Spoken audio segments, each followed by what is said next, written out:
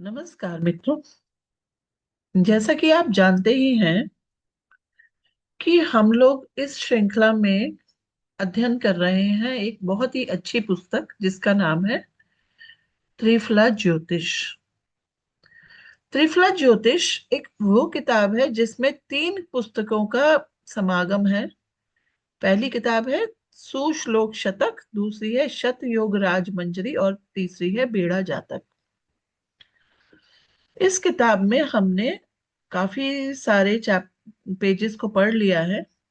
अब हम आगे पढ़ रहे हैं चैप्टर राजयोग अध्याय। राजयोग अध्याय के अभी हमने दो वीडियोस बना लिए हैं, दो क्लासेस हमारी हो गई हैं। और पहले हमने ये जाना कि राजयोग जो केंद्र और त्रिकोण के स्वामियों के संबंध से बनते हैं वो कब पूरे फल देंगे या उनमें कमी कब आ जाएगी। फिर हमने ये जाना कि कैसे जाने की कमी होगी या नहीं होगी, तो हमने कुछ कैलकुलेटिव मेजर्स देखे थे कि नंबर दे दिए। आज हम इससे थोड़ा आगे बढ़ रहे हैं। श्लोक संख्या 5 से लेकर श्लोक संख्या 14 तक आज हम बात करेंगे। इससे पहले हम श्लोक संख्या 5 से 14 तक की बात करें, हम एक बार फिर से स्क्रीन पर देख लेते हैं कि राजयोग बनते कैसे हैं। हमें ये पता है कि कुंडली के सबसे शुभ भाव होते हैं केंद्र के भाव और त्रिकोण के भाव। केंद्र भाव यानी कि 1 4 7 10 भाव, और त्रिकोण भाव यानी 1 5 9। लगन जो है वो त्रिकोण और केंद्र दोनों है। यहां पर अब हमें ये भी जानने की जरूरत है कि केंद्रों में जो सबसे बली केंद्र है, सबसे बली केंद्र, वह है दशम। दशम स्थान जो है, 10th हाउस जो है, वो सबसे बली केंद्र है। और त्रिकोणों में जो सबसे बली त्रिकोण है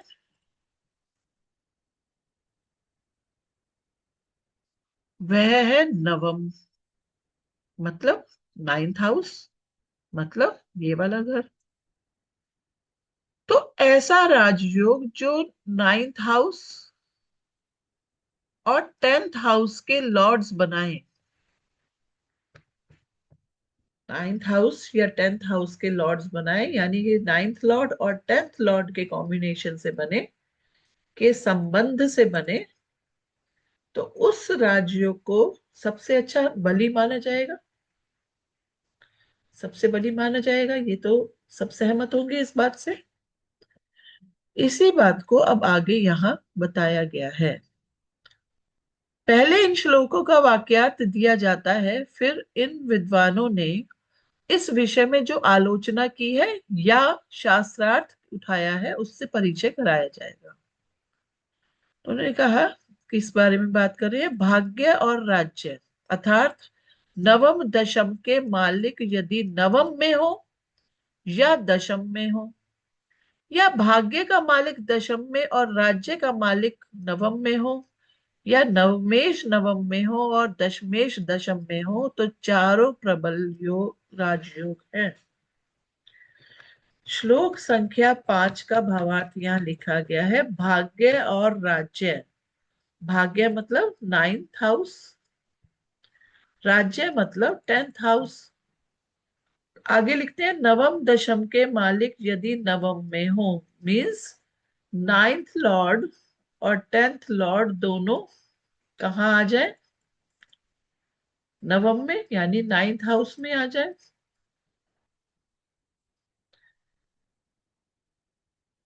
या या सेकंड कंडीशन है, भाग्य का मालिक दशम में हो और राज्य का मालिक नवम में हो।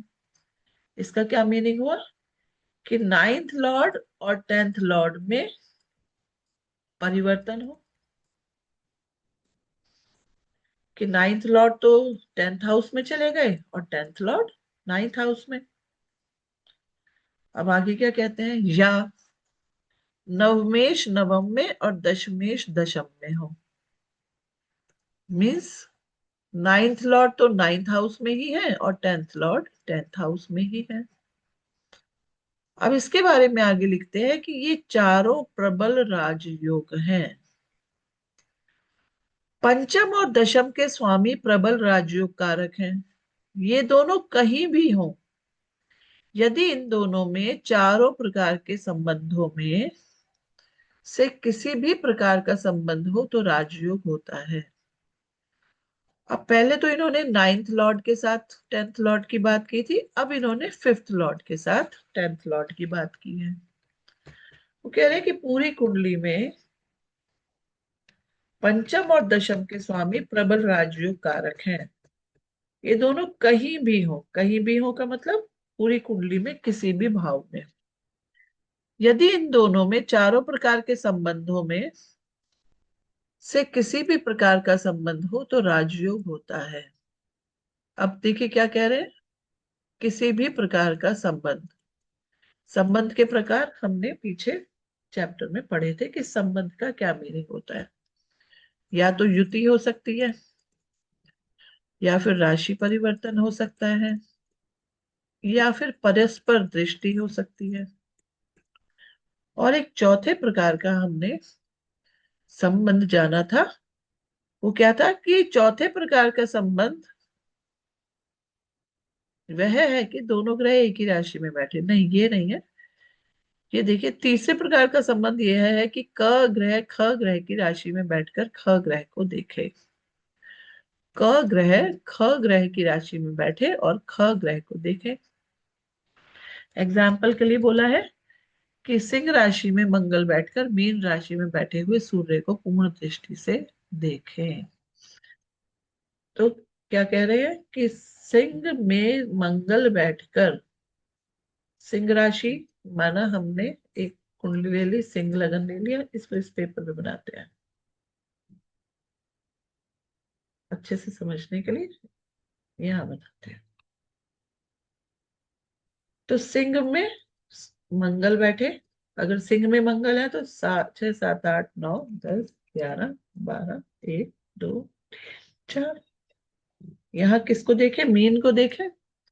इन्होंने क्या कहा कि सिंह में मंगल बैठकर मीन में बैठे हुए सूर्य को पूर्ण रूप से देखें। और सूर्य कहाँ बैठे हैं, मीन में बैठे हैं।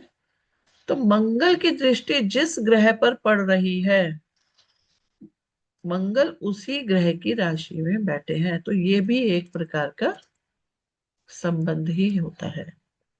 चलिए आगे बढ़े। यहां पर बताया गया है कि ये पंचम और दशम के स्वामी प्रबल राजयोग कारक होते हैं। ये दोनों कहीं भी हों, और यदि इन दोनों में चारों प्रकार के संबंधों में से किसी भी प्रकार का संबंध हो तो राजयोग होता है। अगली बात आती है, यदि दशमेश की महादशा हो और उसमें शुभ ग्रह की अंतर्दशा हो तो प्राय राज्य प्राप्त होता है। राज्य प्राप्त होता है मतलब उच्च पदवी मिलती है, प्रतिष्ठा मिलती है और राजयोग होता है।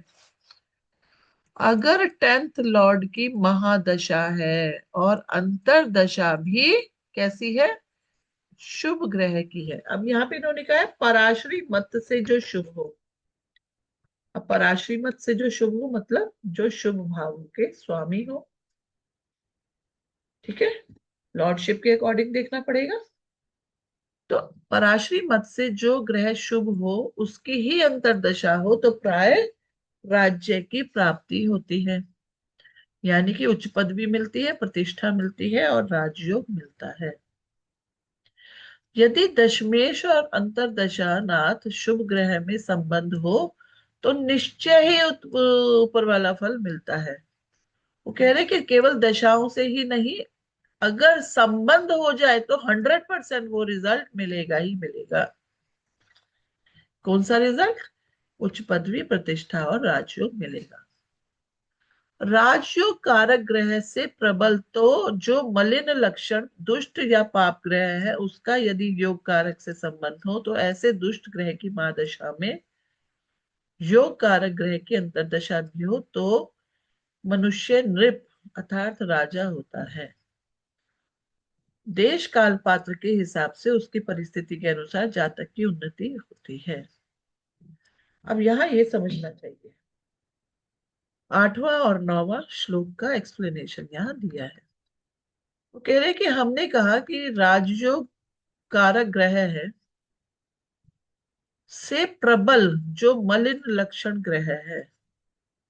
मलिन लक्षण ग्रह का किस हमने क्या पढ़ा था कि किसको हम दुष्ट या पाप कहेंगे, अगर वो 6, 8 या 11 का स्वामी है तो हम दुष्ट कहेंगे या पाप ग्रह कहेंगे।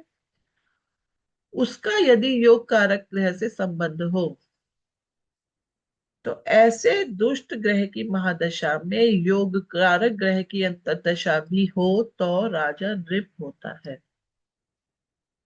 तो कहना क्या क्या मतलब है कि माना थर्ड लॉर्ड की, सिक्स्थ लॉर्ड की या 11th लॉर्ड की महादशा चल रही है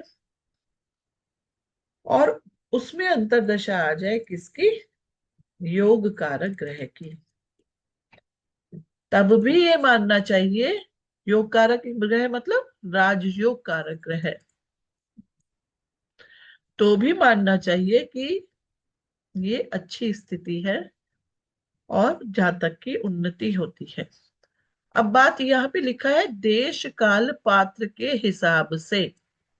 अब देखिए देश काल पात्र को हमें बहुत समझने की जरूरत है। देश काल पात्र, देश जैसे हम लोग भारत में रहते हैं, कोई चीन में रहता है, कोई अमेरिका में रहता है, या फिर कोई किसी और देश का, मान लीजिए जैसे कोई अफ्रीका के किसी देश में रहता है, दक्षिण अफ्रीका मान लीजिए, दक्षिण अफ्रीका, या फिर कोई अफ्रीका का ही कोई ऐसा देश जहां पर थोड़ी हालात अच्छे नहीं है, तो लिबिया मान लीजिए। तो अगर हम अलग अलग देशों की बात करें तो भारत की स्थिति चीन की स्थिति से अलग है और चीन की स्थिति अमेरिका से अलग है और भारत की स्थिति अमेरिका से अलग है, अफ्रीका की, लिबिया की, इन जगहों की सभी की देश काल पात्र देश अलग है ये, और समय भी अलग है। समय को कैसे समझे, जैसे पीढ़ियों का गैप हो जाता है। अगर हम कहें कि हमारे पास एक कुंडली आई जो जातक 1960 में पैदा हुआ, एक कुंडली आई जो जातक 1980 में पैदा हुआ, और एक कुंडली आई जो 2020 में पैदा हुआ, तो तीनों जातकों के लिए समय अलग हो गया, जनरेशन गैप भी हो गया। तो हमें ये समझना चाहिए कि जातक कौन से समय का है, क्या वो मॉडर्न है, और उस समय से आज के चलने वाले समय से वो कितना पीछे पैदा हुआ है, और उस समय में उस पर्टिकुलर देश की स्थिति क्या थी। तो हमें समझना चाहिए कि कौन से समय की बात हम लोग कर रहे हैं।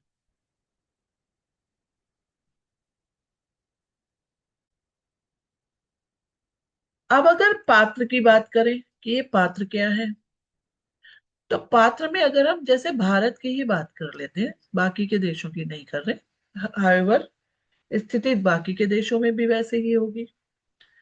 कुछ लोग अर्बन एरिया में रहते हैं, कुछ लोग रूरल एरिया में रहते हैं।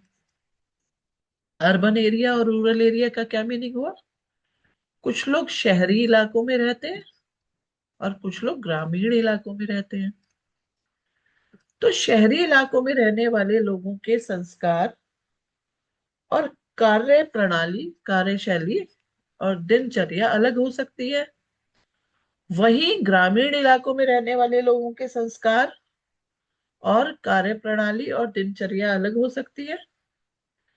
तो जब भी हम किसी भी जातक का फलित कहें, कुंडली देखते समय फलित कहें, तो हमें देश काल पात्र को समझना चाहिए।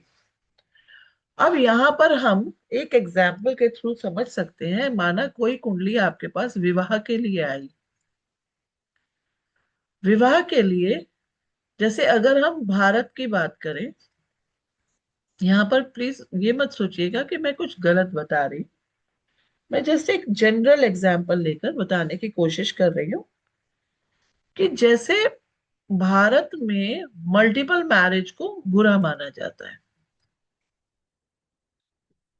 ये आज भी यही सोचा जाता है कि एक शादी हो और अच्छी चले, और माना एक शादी नहीं भी अच्छी चल रही, तो अगर तलाक भी हो रहा है तो थोड़ा सा कहीं ना कहीं सामाजिक रूप से इस बात को अच्छा नहीं माना जाता। लेकिन कुछ ऐसे देश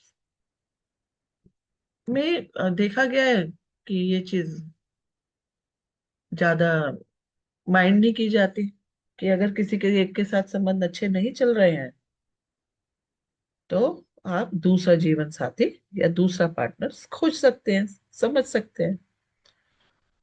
और जहां तक आज हम लोगों को ज्ञान है, अपने ज्ञान के आधार पर ही बता रही हूँ मैं, कि इस चीज को ज्यादा माइंड भी नहीं किया जाएगा। अब यहाँ पर विवाह की बात दूसरी तरीके से देख लेते हैं। ये तो हो गई देश की बात। काल, अगर हम काल की बात करें और केवल भारत देश को ही देखें, तो भारत में अगर हम कन्या के विवाह के लिए बात करते थे पहले, कोई ऐसा जातक है जो 1960 का है और आज 2025 का है, तो 1960 में एक कन्या के विवाह को उपयुक्त माना जाता था कि 21 से 25 साल की उम्र में उसकी शादी हो जाए। लेकिन आज 2025 में जब सभी लोग कैरियर ओरिएंटेड हैं, तो 25 साल तक तो पढ़ाई चलती रहती है, फिर करियर बनाते बनाते 26 27 भी हो जाता है। तो एक जनरल एज जो अर्बन एरिया में स्पेशली, जो अर्बन एरिया में स्पेशली कन्या की शादी की उम्र हो गई है, वो लगभग 25 से 29 और कई बार 30 या थोड़ी सी ज्यादा भी हो रही है। मैं जनरलाइज नहीं कर रही हूँ चीजों को, हाँ, लेकिन ऐसा देखा जा रहा है। तो ये हो गया काल का एग्जाम्पल। अब पात्र के लिए कह सकते हैं। पात्र के लिए आज भी अगर हम ये कहें कि शहरी और ग्रामीण इलाकों में ये डिफरेंस है अभी भी, कि आज भी ग्रामीण इलाकों की में कन्या का विवाह कहा जाता है कि 25 26 साल तक हो जाए हर हालत में, और अगर उससे देर हो रही है तो कहा जाता है कि मैरिज लेट हो रही है। वहीं अगर अर्बन एरिया है, शहरी इलाका है, वहां पे अगर कन्या 30 से 32 साल की भी हो रही है तो कहते हैं कि राइट टाइम है, इतना माइंड नहीं किया जाता। तो चीजों को देश काल पात्र के अनुसार समझ लेना चाहिए। वहीं अगर विवाह की बात हम अमेरिका जैसे देश में कर रहे हैं, तो पात्र देखा जा सकता है कि अगर कन्या का विवाह की ही बात हो रही है तो 45 साल की कन्या भी शादी कर रही है। तो इस तरह से समझना चाहिए कि हम कौन से देश, हम कौन से काल समय और को किस तरह के पात्र से बात कर रहे हैं। क्या हम उस सोसाइटी के नियमों को जानते हैं, तो ये हमें समझना चाहिए। तो यहाँ पे जो देश काल पात्र शब्द आया है, इसको भी समझने की कोशिश करनी चाहिए। चलिए अब आगे बढ़ते हैं। किसी भी केंद्र का स्वामी किसी भी त्रिकोण के स्वामी से संबंध करे तो वह राजयोग कारक होता है, ये हम जानते हैं। अब बात आती है राहु या केतु। यदि राहु या केतु केंद्र में हो और त्रिकोण पति से संबंध करें, या यदि राहु केतु त्रिकोण में हो और केंद्रेश से संबंध करें, तो पराशर मुनि के मत से राजप्रद होता है। देखिए, इन्होंने कहा कि राहु केतु केंद्र में है और त्रिकोणपति से संबंध कर ले तो भी, और राहु केतु त्रिकोण में है और केंद्रेश से संपर्क कर ले तो भी राजयोग कारक होता है। ये हो गया 11वां और 12वां श्लोक। आगे पढ़े। यदि 11वें घर का मालिक दशमेश से संबंध करे तो राज्य भंग करने वाला होता है। क्योंकि 11वें घर के मालिक को हमने यहाँ पे दुष्ट या पाप बोला था, ऐसे में राजयोग नहीं बनेगा, राज्य भंग करने वाला। यदि 8वें और 9वें ग्रह का मालिक एक ही ग्रह हो तो राज्य हरण करने वाला होता है। ये बात हमने पीछे भी समझी है कि अगर कोई ग्रह थर्ड लॉर्ड है, सिक्स्थ लॉर्ड है, 11th लॉर्ड है या 8th लॉर्ड है, तो क्योंकि third Lord, sixth Lord, 11th Lord और 8th लॉर्ड दुष्ट हो जाते हैं, पाप ग्रह हो जाते हैं, और अगर उसी का ही वही प्लैनेट राजयोग में भी इन्वॉल्व है तो वो राजयोग भंग हो जाता है। यदि लग्नेश दशम में हो, दशमेश लगन में हो तो जातक विख्यात कीर्ति वाला।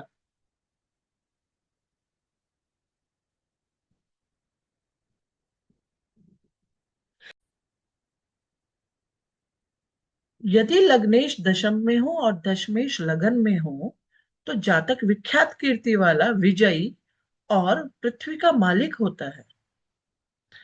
इस चीज को आइए चार्ट पे समझे। वो कह रहे हैं कि 10th लॉर्ड तो आ जाए लगन में। माना कुंभ लगन की चार्ट है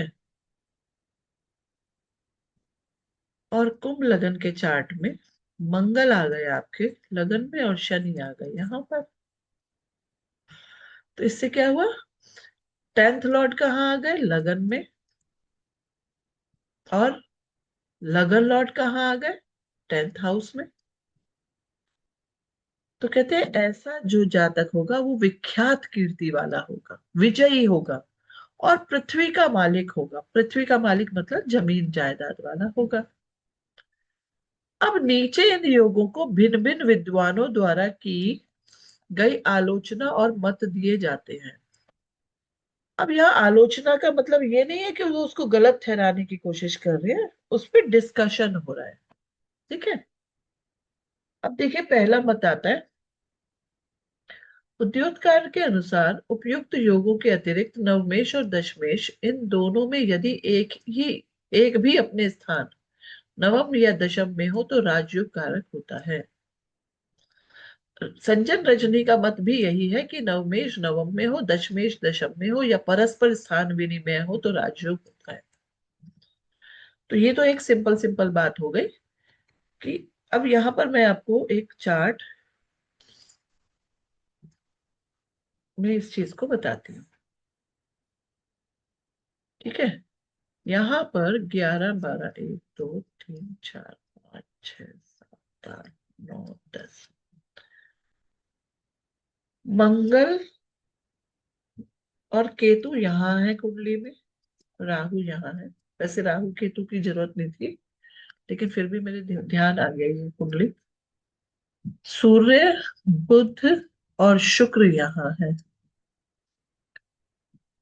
तो यहाँ देखिए, इस बात को ध्यान दीजिएगा कि ये कुंडली है। मैं यहाँ से राहु केतु को हटा देती हूँ, कहीं कुछ कंफ्यूजन हो। अभी राहु केतु का भी एग्जाम्पल पढ़ेंगे। यहाँ पर हम देख रहे हैं कि 9th लॉर्ड जो शुक्र हैं वो चले गए कहाँ, 10th हाउस में, और 10th लॉर्ड जो मंगल हैं वो आ गए 9th हाउस में।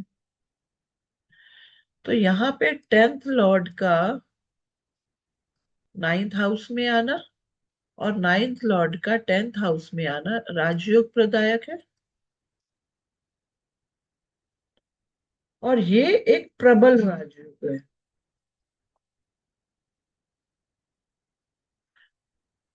लेकिन इसके साथ बुध का बैठ जाना, बुध यहाँ पर कौन है, 5th लॉर्ड। पहली दृष्टि में लग सकता है बहुत अच्छा है ये तो, लेकिन बुध यहाँ पर 8th लॉर्ड भी है। तो क्या ये फलों में कमी करेंगे? कुछ क्षेत्रों में तो करेंगे, ठीक है, और कुछ क्षेत्रों में नहीं भी करेंगे। तो हम इस चीज को भी समझना चाहिए जब हम इसी तरह से कुंडली को देखने की कोशिश करनी चाहिए। जिस तरह से हमने यहाँ पर नंबर लिखकर इस चीज को समझा था कि देखिए, पंचमेश को कितने नंबर देते थे? पंचमेश को +2। और वही अष्टमेश को कितने नंबर देते थे? -6, है ना? तो अगर इसी चीज पे हम नंबर देना शुरू कर दें, एट्थ लॉर्ड होने से बुध को कितने नंबर है? -6। और फिफ्थ लॉर्ड होने से कितने नंबर है? +2। तो जब हम बात करेंगे इस जातक के कर्म की, कर्म क्षेत्र की बात करेंगे, तो हम क्या कर सकते हैं कि हम 10th हाउस को क्या करें? लगन बना लें।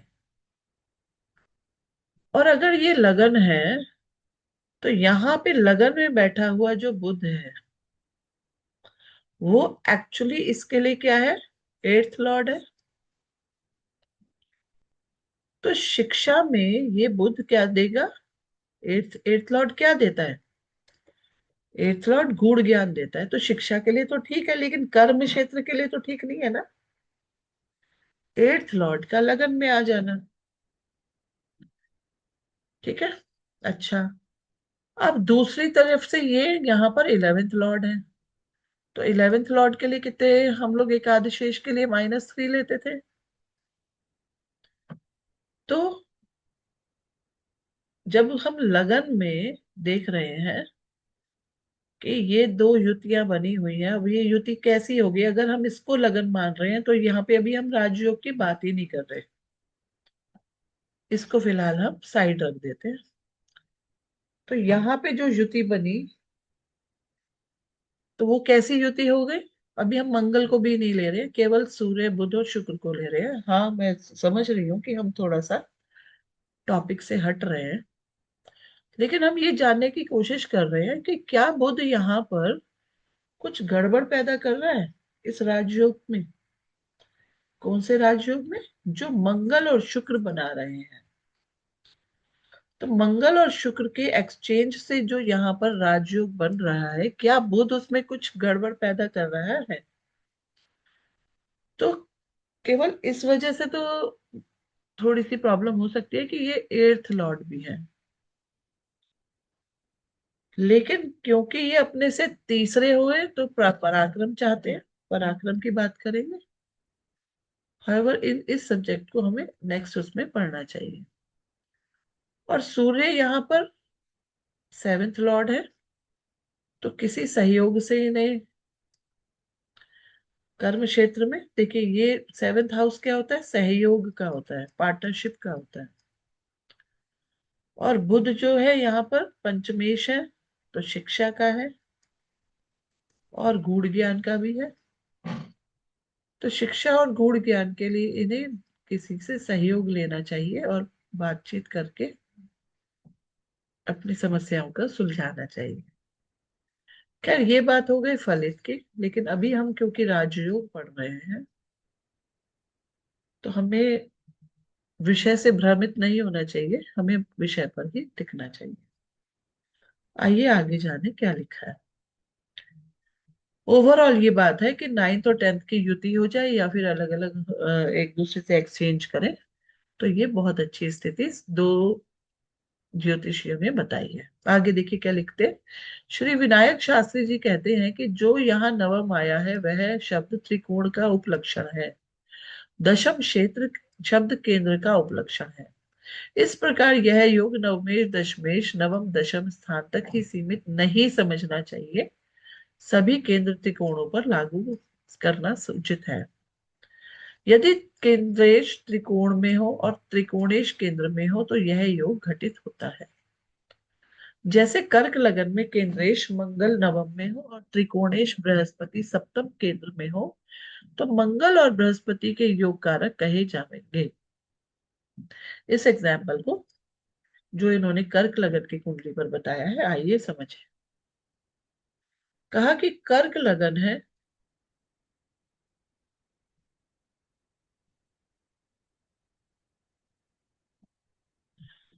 और यहां पर मंगल और गुरु का इन्होंने एग्जाम्पल लिया। कहा कि मंगल नवम में हो और त्रिकोणेश बृहस्पति सप्तम केंद्र में हो। यहां पर गुरु और यहां पर मंगल आ गए। केंद्रेश त्रिकोणेश के संबंध से जो प्रबल योग होता है, यह पहले बता चुके हैं। अब ये योग जो केंद्रेश और त्रिकोणेश के संबंध पर आधारित नहीं है, अपितु केंद्र त्रिकोण के स्थान पर आधारित है, पहले की अपेक्षा न्यून होते हुए भी राजयोग देगा, क्योंकि केंद्रेश का त्रिकोण से साहचर्य हो जाता है और त्रिकोणेश का केंद्र से। यदि केंद्रेश त्रिकोणेश दोनों एक एक त्रिकोण में बैठे हो तो भी दोनों योग कारक होते हैं। अब यही बात इन्होंने कहा कि चाहे वो आपस में एक्सचेंज करके बैठे, चाहे कहीं भी केंद्र या त्रिकोण स्थान पर युति करके बैठे, तो भी तो संबंध है। केवल एक्सचेंज ही नहीं, एक्सचेंज यानी कि विनिमय, यानी कि एक दूसरे की राशि में बैठ जाना या फिर युति में बैठ जाना। तो हम क्या करते हैं, इन दोनों को यहाँ पे युति में बैठा देते हैं। तो भी क्या है, ये राजयोग कारक ही है। तो कह रहे हैं आगे कि जैसे कर्क लगन में मंगल केंद्रेश दशमेश नवम त्रिकोण में, नवमेश बृहस्पति पंचम में या दोनों केंद्र में बैठे, यथा कर्क लगन हो दशमेश मंगल चतुर्थ में या नवमेश बृहस्पति सप्तम में हो, तो भी मंगल और बृहस्पति योग कारक होते हैं। आगे इन्होंने नेक्स्ट कंडीशन में कहा कि मंगल यहां पर हो, एक बार दोबारा पढ़ लेते हैं। वो कह रहे हैं कि किंतु द्वितीय प्रकार दशमेश चतुर्थ में मंगल, चतुर्थ में नवमेश बृहस्पति सप्तम में, यहां पर मंगल और यहां पर गुरु, क्योंकि ये आपस में केंद्र में हो गए और यहां से मंगल की दृष्टि भी इनके ऊपर आ रही है। ठीक है, तो भी ये हो गए, किंतु यह द्वितीय प्रकार के योग हैं जिनमें दोनों केंद्र में हो या दोनों त्रिकोण में। तो ये जो हमने यहाँ ये सिचुएशन बनाई है कि मंगल और गुरु जो दोनों केंद्र में आ गए हैं, वही बात इन्होंने यहाँ लिखी है कि यदि दोनों केंद्र में हो तो पूर्वोक्त योग जिसमें केंद्रेश त्रिकोण में से स्वल्प कक्षा में है, जैसे ऊपर लिखा जा चुका है, श्री विनायक शास्त्री जी के मत से कर्क लगन में मंगल नवम में हो तो योग कारक है, अथवा यदि इसी लग्न की कुंडली में त्रिकोणेश बृहस्पति सप्तम में हो तो योग कारक है, क्योंकि त्रिकोणेश केंद्र में हुआ। कह रहे हैं कि त्रिकोण का स्वामी क्योंकि केंद्र में आ गया तो यह भी योग कारक हुआ। यहाँ पे भी त्रिकोण का स्वामी केंद्र में आ गया तो यह योग कारक हुआ। इसी बात को पंडित राम यतन योझा जी के मत के अनुसार नवमेश दशम में और दशमेश नवम में बैठे हैं तो योग होता है, यदि दोनों एकत्र किसी एक राशि में बैठे हैं तो दूसरा योग होता है। परंतु श्री विनायक शास्त्री जी ने जो मत दिया है, धर्म से कोई भी त्रिकोण ले सकते हैं और कर्म से कोई भी केंद्र, यह मत उन्हें स्वीकार नहीं है। तो ओझा जी को कौन सा मत स्वीकार नहीं है कि केवल एक ही साइड हो जाए, ऐसा नहीं, दोनों में आपस में संबंध होना बहुत जरूरी है। उनके मत के अनुसार नवमेश दशमेश में चारों प्रकार के संबंधों में से कोई ना कोई संबंध होना ही चाहिए। उद्योतकार के मत से दशमेश का यदि पंचमेश या नवमेश से संबंध हो तो सुयोग राजयोग होता है। संजय रंजनी टीका में एक प्राचीन श्लोक लिखते हैं, धर्म कर्मेश संबंधो लग्नेश नाथता भवेत केवलम वा तयोर्वापि राजयोगो यमीरितः। अर्थात धर्मेश कर्मेश के संबंध में लग्नेश का भी योग हो या केवल धर्मेश कर्मेश का ही संबंध हो तो यह राजयोग कारक होता है। इन सभी बातों को समझने के लिए ओवरऑल ये कहना क्या चाहते हैं, कहना ये चाहते हैं इन सभी श्लोकों में, क्योंकि नाइन्थ हाउस जो है वो धर्म का स्थान है और टेंथ हाउस जो है वो कर्म का स्थान है। तो जब धर्म और कर्म में संबंध बनता है तो यह एक बहुत ही अच्छी घटना घटती है, बहुत अच्छा राजयोग तैयार होता है। अब वो संबंध कैसे हो सकते हैं, वो चार तरह के संबंध आपने पढ़े ही हैं। आगे ये और बताते हैं, यदि योग करने वाले केंद्रेश त्रिकोणेश अपनी उच्च मूल त्रिकोण या स्वग्रही हो जाए, गुण से युक्त हो, तो बल के अनुसार उनके प्रभावों में और भी वृद्धि हो जाती है। ठीक है। हम इसके लिए एक दृष्टांत उपस्थित करते हैं। कर्क लगन वाले जातक के लिए दशमेश मंगल होता है और नवमेश बृहस्पति। यदि कर्क में मंगल हो और मकर में बृहस्पति, या कर्क में बृहस्पति या मकर में मंगल, दोनों ही स्थिति में नवमेश दशमेश संबंध होगा। किंतु एक स्थिति में दोनों अपनी अपनी नीच राशि में होते हैं और दूसरी स्थिति में दोनों अपनी अपनी उच्च राशि में होते हैं।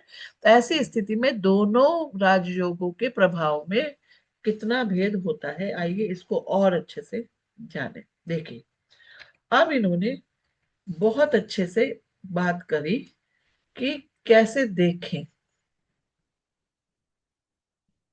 उन्होंने कहा कर्क लगन का चार्ट है, तो हम भी कर्क लगन का ही चार्ट बनाएंगे।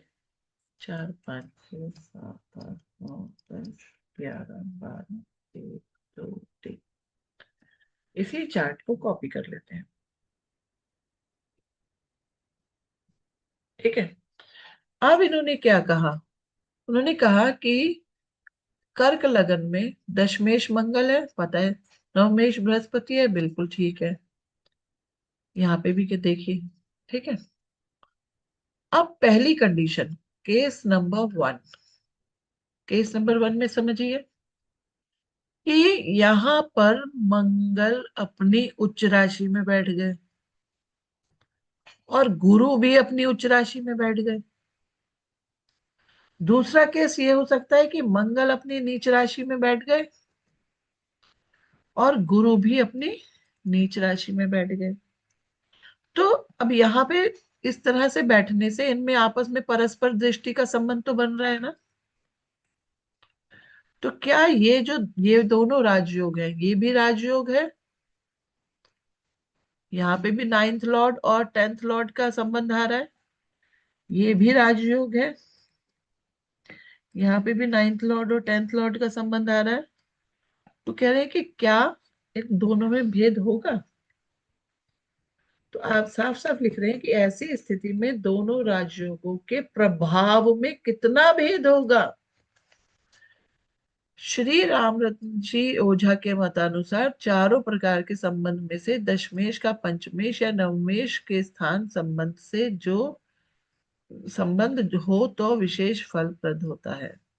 अभी पहले हम नाइन्थ लॉर्ड और टेंथ लॉर्ड की ही बात यहाँ पर करते हैं।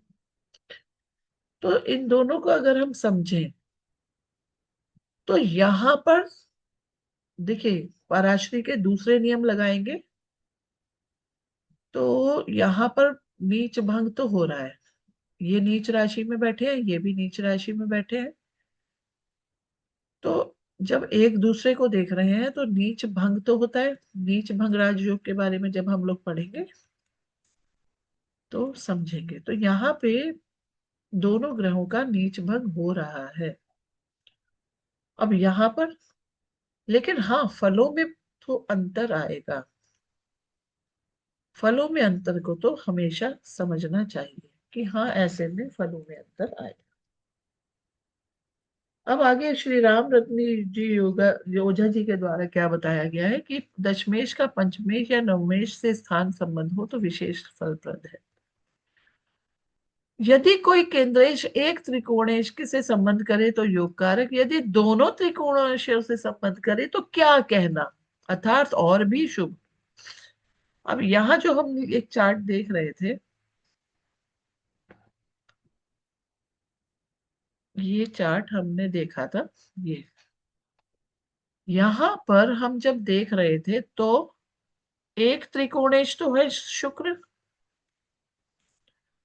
दूसरे त्रिकोणेश है बुध, और दोनों त्रिकोणेश जाकर बैठ गए 10th हाउस में।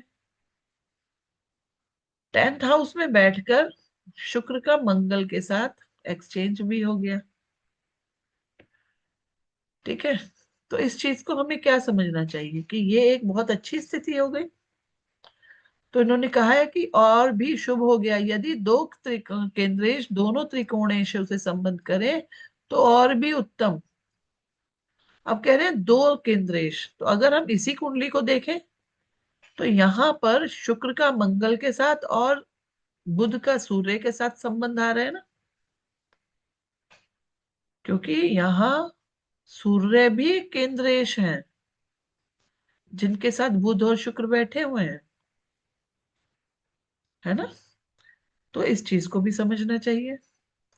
यदि तीन केंद्रेश दोनों त्रिकोणाधिपतियों से संबंध करें तो उससे भी उत्तम, और यदि चारों केंद्रेश चारों त्रिकोणेश से संबंध करें तो सर्वोत्तम। ठीक है। संजन रजनीकार कहते हैं कि यदि केंद्रेश स्वयं त्रिकोणेश भी हो तो योग कारक होता है।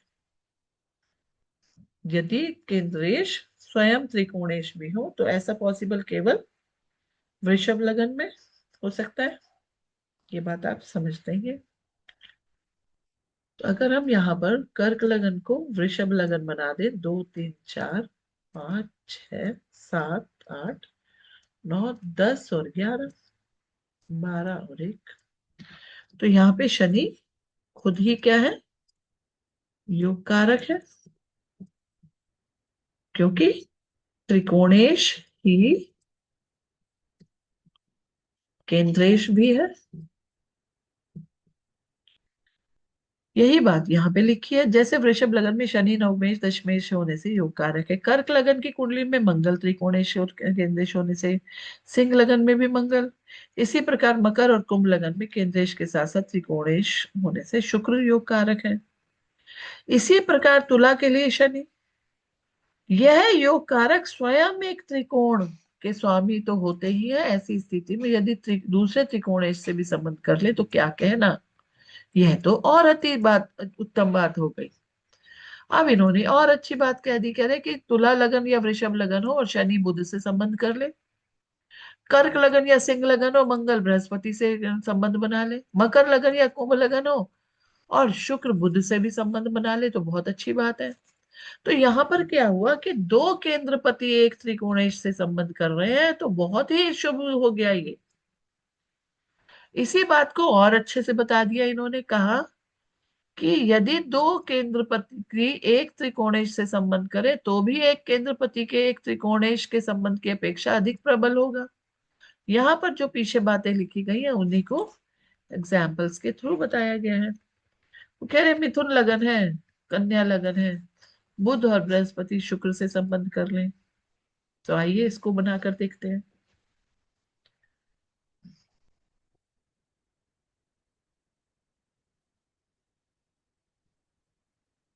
यहाँ पर कहा कि कन्या लगन है, मिथुन लगन या कन्या लगन में से कोई भी लगन बना सकते हैं। इसको मुझे एक फेयर पेज पे देखना चाहिए बनाकर।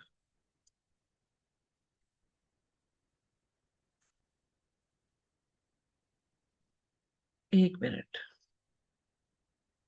मिथुन या कन्या लगन की बात हो रही है।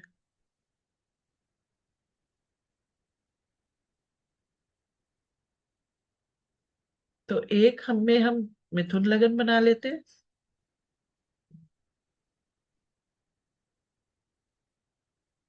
एक में कन्या लगन बना लेते हैं।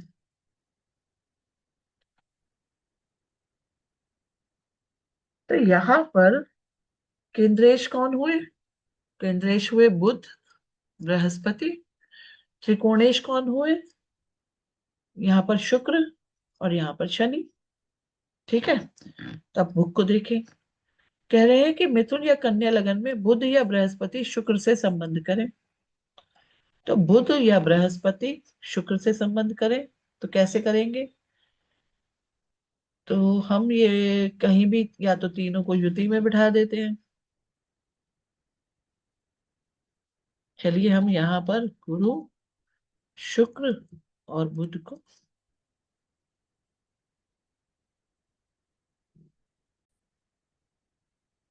यहाँ पर अगर हम ध्यान दें, तो यहाँ पर अगर हम ध्यान दें तो गुरु, शुक्र और बुध, तो गुरु क्या हुए यहाँ पर? गुरु यहाँ पर हुए 10th लॉर्ड, शुक्र क्या हुए यहाँ पर 5th लॉर्ड, और बुध क्या हुए 4th लॉर्ड, और साथ में लगन लॉर्ड भी हो गए। तो यहाँ पे दो केंद्रेशों का संबंध किससे आया? एक त्रिकोणेश से आया। तो किताब कहती है कि ये एक बहुत ही अच्छी स्थिति मानी जानी चाहिए। धनु या मीन लगन हो और बुध या बृहस्पति मंगल से संबंध कर ले, तो ये जो राजयोग है ये और भी अच्छा हो गया। ठीक है। अब अच्छा या बुरा कहने का हमारा क्या मतलब होता है? अच्छा या बुरा कहने का मतलब होता है कि फलों में सुगमता आएगी। क्या आएगी? फलों में सुगमता का आना। सुगमता का आना मतलब रिजल्ट्स इजीली मिल जाएंगे, चैलेंजेस लाइफ में कम होंगे उस पर्टिकुलर दशा में, जब उन ग्रहों की दशा आ रही है जो राजयोग कारक ग्रह हैं। यहीं पर श्री विनायक शास्त्री जी ने कहा, तीन बातें कही। कही है कि केंद्राधीश यदि त्रिकोणेश भी हो, अर्थात एक ही ग्रह केंद्रेश त्रिकोणेश हो, तो राजयोग कारक होता है नंबर 1।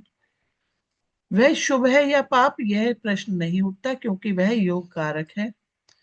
नंबर 3, लग्नेश केंद्रेश भी है और त्रिकोणेश भी, अतः एक ही स्थान के केंद्र और त्रिकोण होने से वह योग कारक होता है। अब यहाँ लग्नेश, केंद्रेश और त्रिकोणेश दोनों हैं। तो जैसे हमने यहाँ पर बुध को लिया था, तो बुध क्या है? त्रिकोणेश भी है, क्योंकि त्रिकोण केंद्र, लगन को क्या बोला जाता है? लगन केंद्र भी है और त्रिकोण भी है ना? तो यहाँ पे बुध का इन्वॉल्वमेंट, तो अगर हम देखें तो यहाँ पे लगन, तो दो केंद्रेश हो गए, और ये तो त्रिकोण भी है। ठीक है। तो इसी के बारे में श्री विनायक शास्त्री जी बता रहे हैं कि लग्नेश केंद्रेश भी होता है और त्रिकोणेश भी होता है, तो यह भी योग कारक होता है। इसका मतलब है कि अगर लगन लॉर्ड कहीं भी जाके बैठ जाए तो वो योग कारक का ही काम करता है। इसीलिए कहते हैं ना, लगन लॉर्ड हमेशा अच्छा। अच्छा, यदि श्री राम यतन जी ओझा के मतानुसार वृषभ और तुला लगन में शनि, कर्क और सिंह के जातकों को मंगल, और मकर एवं कुंभ के लगन होने से शुक्र, यदि अन्य त्रिकोण पति से संबंध करें तो विशेष राजयोग होता है। ये सारी बातें रिपीटेड है जो ऊपर ऑलरेडी हम लोग डिस्कस कर चुके हैं। अब बात आती है यदि मेष लगन हो। चलिए मेष लगन का एक चार्ट देख लेते हैं, बना लेते हैं यहाँ पर। यदि मेष लगन हो तो मेष लगन में 1 2 3 4 5 6 7 8 9 10 11 12। यदि मेष लगन हो, चतुर्थेश चंद्रमा का पंचमाधिपति सूर्य के साथ नवमेश बृहस्पति से भी संबंध हो, तो यहाँ पे 4th लॉर्ड कौन है? चंद्रमा। 5th लॉर्ड कौन है? सूर्य। और 9th लॉर्ड कौन है? गुरु बृहस्पति। इनका आपस में संबंध हो तो विशेष राजयोग होता है। ठीक है। संबंध कैसा हो सकता है? हमने 4 प्रकार के संबंधों के बारे में पढ़ा है, इसको हमें। अब यहाँ यह शंका उठना स्वाभाविक है कि मिथुन लगन में बुध शुक्र के साथ साथ अन्य त्रिकोण पति से संबंध करे तो शनि अष्टमेश भी हो जाएगा। यहाँ पर ये क्वेश्चन राइज हो रहा है। क्वेश्चन क्या राइज हो रहा है कि मिथुन लगन हो तो 3 4 5 6 7 8 9 10 11 12 1 तो बुध, शुक्र और शनि। तो शनि भी अगर यहाँ पर इन्वॉल्व होते हैं तो वो तो अष्टमेश भी हो जाता है, जैसे हमने यहाँ कुंभ लगन की चार्ट में देखा था कि जो बुध थे वो क्या थे, वो एट्थ लॉर्ड भी थे। यहाँ देखिए हमने ये देखा था ना कि बुध यहाँ पर एट्थ लॉर्ड भी हो जा रहे हैं। तो चलिए अब इस बात का उत्तर हमें मिलेगा। कर्क लगन में बृहस्पति त्रिकोण स्वामी होने के साथ साथ षष्ठेश भी है, और सिंह लगन में पंचमेश अष्टमेश भी हो जाता है। कन्या लगन में पंचमेश शनि षष्ठेश भी होगा। मकर लगन में नवमेश बुध षष्ठेश भी होगा। कुंभ लगन में बुध पंचमेश अष्टमेश होगा। ऐसी स्थिति में, अगर ऐसी स्थिति आ जाती है तो क्या कहना चाहिए, त्रिकोणपति को षष्ठेश या अष्टमेश होने पर भी क्या अन्य त्रिकोणपति से संबंध वांछनीय होगा?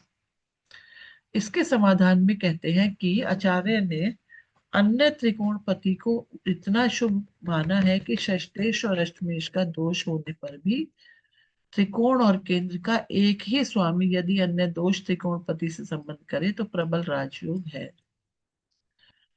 यहाँ पर इस समस्या का समाधान लिखा गया है। तो हम क्या करते हैं, एक नया पेज ले लेते हैं और इसको समझने की कोशिश करते हैं। यहाँ पर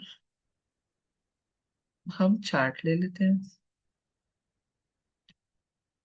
चार्ट में हम वही, क्योंकि हम लोग कुंभ लगन पे बात कर रहे थे तो हम कुंभ लगन पे ही देखते हैं।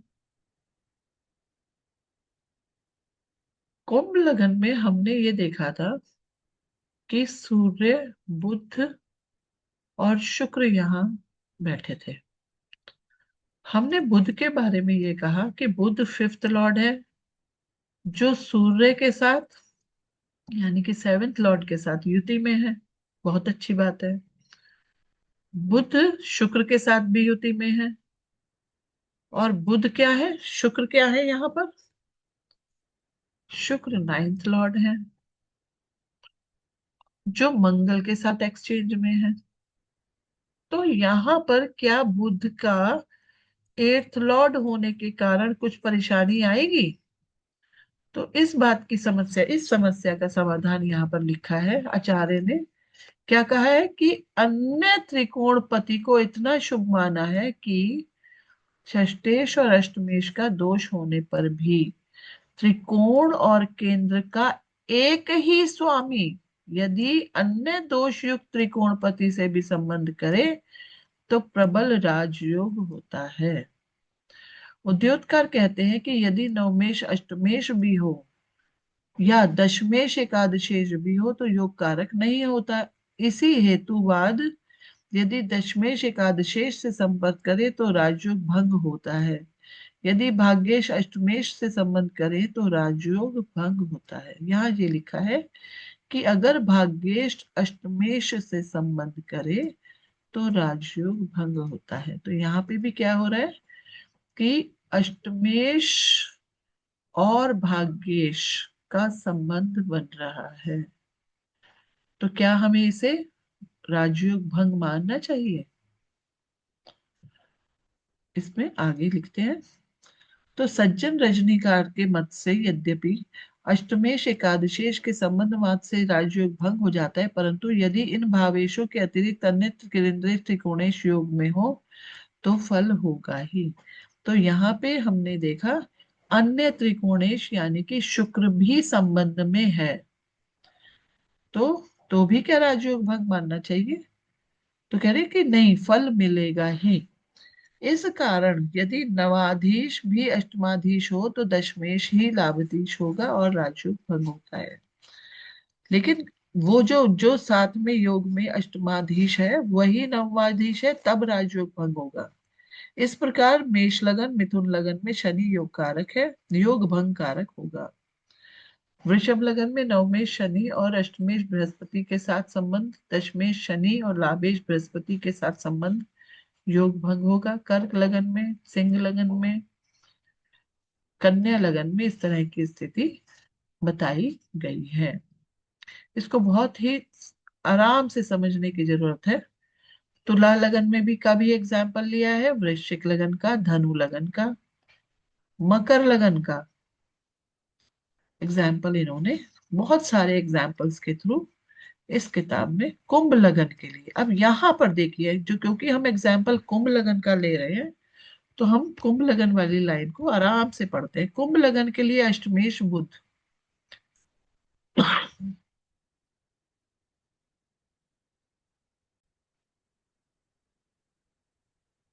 इस चीज जो हमने ये समस्या यहाँ पर उठाई है, इस चीज को हमें यहाँ पर किताब में ही इसका उत्तर मिल गया है।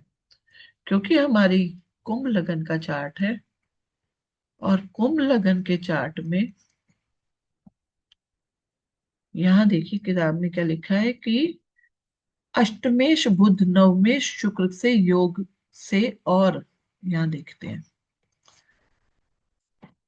शुक्र और बुध का योग हो गया यहाँ। और साथ में क्या लिखा है, और मंगल, कर्मेश मंगल लाभेश बृहस्पति के संबंध से योगफल। लाभेश बृहस्पति और मंगल, मंगल का योग कहीं भी बना देते हैं, मंगल और बृहस्पति का योग। तो कहते हैं कि के संबंध से योगफल। तो यहाँ पे क्या कहना चाहिए कि क्या इसमें कुछ कमी आएगी? ठीक है, तो लेकिन यहाँ पर लिख रहे हैं कि अष्टमेश नवमेश बुध शुक्र हुए, किंतु हमारे मत से लग्नाधीश होने के कारण शुक्र को अष्टमेश प्रयुक्त नहीं होना चाहिए। यहाँ पे तुला लग्न में क्या हुआ है कि शुक्र क्योंकि लगन्नाधीश भी है, इसलिए दोष नहीं माना जाएगा। तो यहाँ पे ये थोड़ा सा ये बताने की कोशिश तो कर रहे हैं कि क्योंकि बुध अष्टमेश भी है, तो एट्थ लॉर्ड होने के कारण कुछ तो कमी यहाँ पर रहेगी। लेकिन सूर्य के साथ युति में है, तो ये एक अच्छी स्थिति बन रही है। शुक्र के साथ मंगल एक्सचेंज में है, तो ये भी एक अच्छी स्थिति कही जानी चाहिए। यहाँ से हम मंगल इनको हटा रहे हैं। आगे देखिए, मीन लगन में तो लगभग सभी लग्नों का इन्होंने अपनी पुस्तक में एग्जाम्पल लिया है। किंतु यदि इन योगों के अतिरिक्त सुयोग अधिक हों, तो परिणाम में शेष में शुभ योग बचेंगे, तो दृष्टांत द्वारा सबसे पहले स्पष्ट किया जा चुका है। तो राजयोग फल देगा या नहीं देगा, इसको बहुत आराम से बैठकर समझने की कोशिश करनी चाहिए। इतनी जल्दबाजी में किसी भी फैसले पर नहीं पहुंचना चाहिए। सभी लग्नों की कुंडलियां बना लेनी चाहिए, और अगर ऐसे चार्ट मिल जाए तो उन चार्ट को बहुत आराम से क्या करना चाहिए, स्टडी करना चाहिए। और फिर देखना चाहिए कि कितना राजयोग बन रहा है और कितना राजयोग भंग हो रहा है या न्यूनता आ रही है। आशा है ये वीडियो आपको अच्छी लगी होगी।